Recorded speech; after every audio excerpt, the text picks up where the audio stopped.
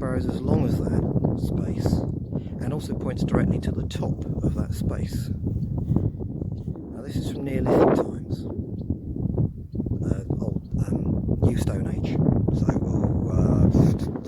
roughly 4000 BC to 3000 BC, I think. I'm just trying to remember, I used to know all this stuff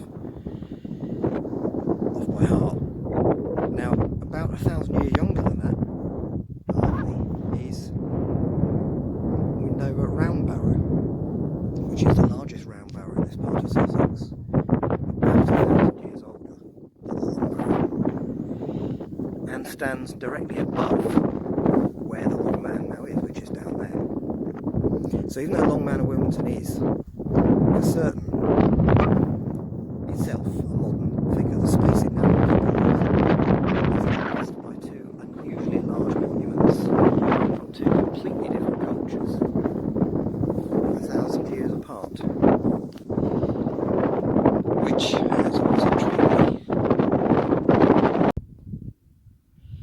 I'm just sitting in the chalk pit just by the round barrow, just to get out of the wind, to just make sure I had some explanation, because I know it's a very windy video I just made.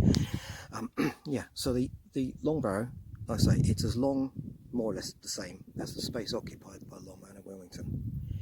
I'm very careful to say the space occupied by, because the figure itself, that figure is, it appears, medieval at the earliest, so whatever else was there before or not.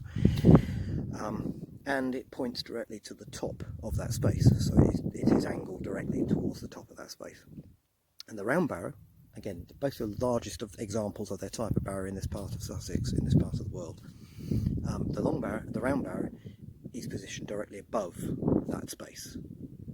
So they both, as I used to say, they address the space, which argues for something having been there a long time ago. These are two cultures completely far apart. The Neolithic culture is the earliest farming culture.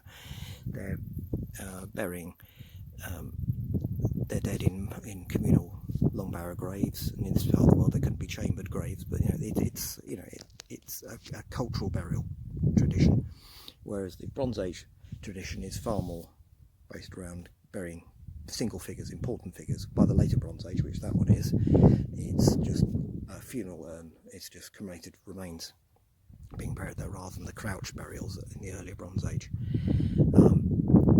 So they're from completely different cultures, and yet they both buried people, or important person in the case of the Bronze Age, up here. Now, how do we know that there were ashes in that round barrow? Well, Gideon Mantell, the discoverer of dinosaurs, some dinosaurs I understand, also documented having dug that barrow out, which is why it's now hollow on top, and he discovered the urn full of ashes in that round barrow, so that's how we know that.